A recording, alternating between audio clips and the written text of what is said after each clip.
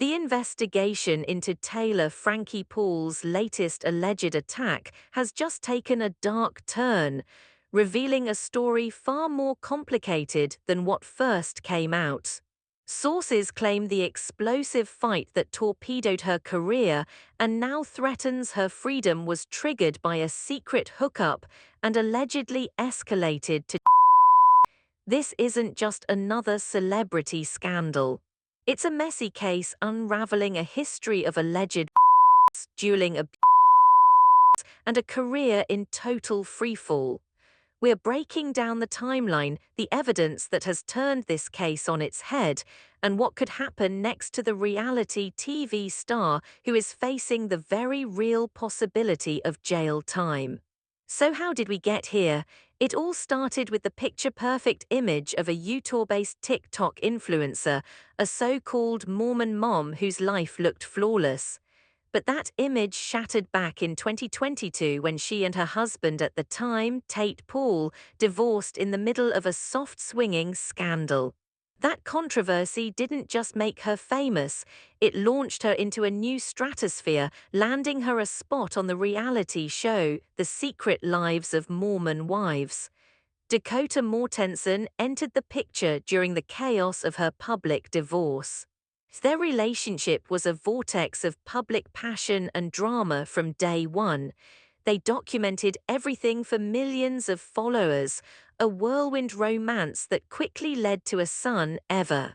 But the same public obsession that fueled their fame would also document their violent collapse.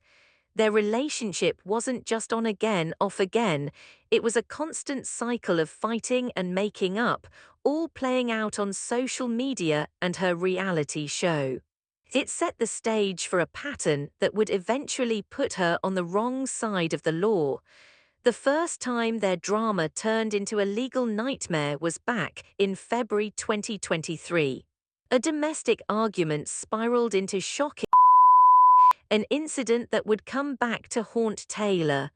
According to court documents and recently surfaced video, a fight with Dakota Mortensen got terrifyingly out of hand.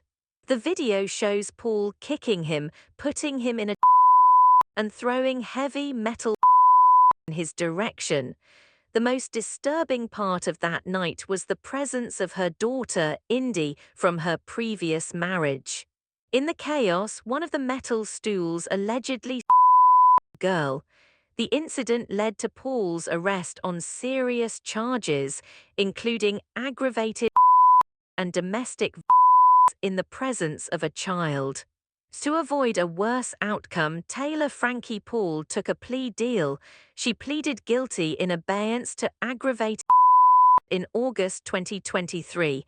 The deal was simple.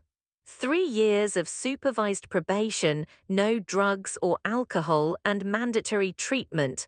If she stayed out of trouble until August 2026, the felony charge would be reduced to a misdemeanor. This plea deal wasn't a conclusion, it was a ticking clock. It meant that any new criminal allegation before that deadline could blow up the whole deal and expose her to the original felony charge, including potential prison time.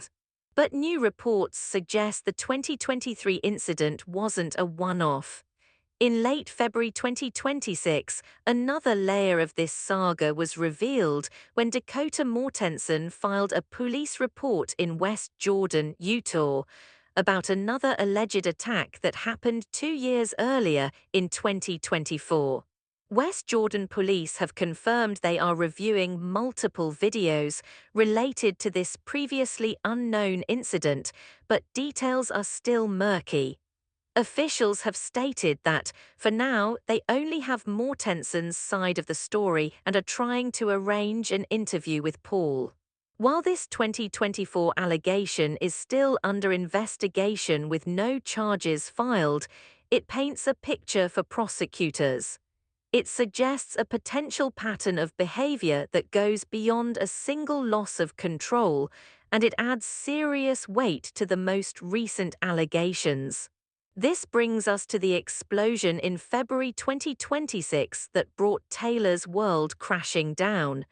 This is the event that sparked a new criminal investigation and threatens to violate her probation. According to sources close to the Mormon Wives production, the fight erupted while Taylor was at Dakota Mortensen's home in Draper, Utah. The trigger, reports allege, was Dakota's romantic history, specifically his past hookup with Shania Powell, a fellow castmate. The on-screen drama and off-screen resentment apparently boiled over that night. As the argument escalated, it allegedly turned violent. The Draper City prosecutor has submitted evidence to the Salt Lake County District Attorney for review. According to sources, the allegations are severe. They claim Taylor Dakota and violently ripped a necklace from his neck. This allegation elevates the incident far beyond a simple argument and sounds similar to the behavior seen in the 2023 video. However, the Draper Police Department confirmed that when they responded on February 24th and 25th, they were met with allegations flying both ways, setting up the classic he said, she said battle we're seeing now. Before we get into the mountain of evidence and the career fallout, if you're getting value from this breakdown, do us a favor and hit that like button. It really helps the channel. And let us know in the comments, based on what you've heard so far, where do you think this case is headed? With the investigation now under review, the next steps are crucial. The Salt Lake County District Attorney's Office will decide whether to file formal charges against Paul for the 2026 incident. Legal experts say that even if the DA doesn't file new felony charges, the Draper City prosecutor could still press lesser charges. More importantly, any credible evidence of a new crime could be used to trigger a probation violation, with or without a new conviction. The fallout from these allegations has been a career implosion timed for maximum damage. The timing couldn't have been worse. The drama peaked just as Paul was set to debut as the star of ABC's The Bachelorette, with her season scheduled to premiere on Sunday, March 22, 2026. In a move that sent shockwaves through the entertainment industry, TMZ dropped the disturbing 2023 fight video. The public backlash was immediate. Within hours, ABC pulled her entire season of The Bachelorette, a Disney spokesperson stated. In light of the newly released video, we have made the decision to not move forward with the new season. At the same time, production on The Secret Lives of Mormon Wives was paused as her castmates were reportedly concerned about filming with her while she was under investigation. Brand deals also disappeared, with Cinnabon publicly cutting ties. Facing a collapsing career and the threat of jail, Taylor Frankie Paul's camp has come out swinging, painting a very different picture. Her representatives have called the entire scandal a calculated attack orchestrated by Dakota Mortensen. A spokesperson described it as a desperate, attention-seeking, destructive campaign to harm Taylor. Her team pointed to the cruel timing of the video's release, noting it was dropped on their son's birthday to inflict maximum emotional pain. The core of her defense is a powerful counterclaim that she's the real victim. In a statement, her rep claimed that after years of silently suffering extensive mental and physical abuse, as well as threats of retaliation, Taylor is finally gaining the strength to face her accuser.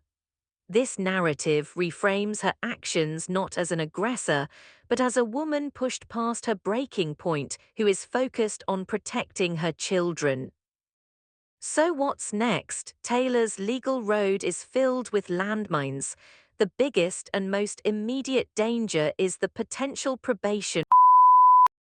Her 2023 plea deal was a lifeline, but that lifeline is now incredibly fragile.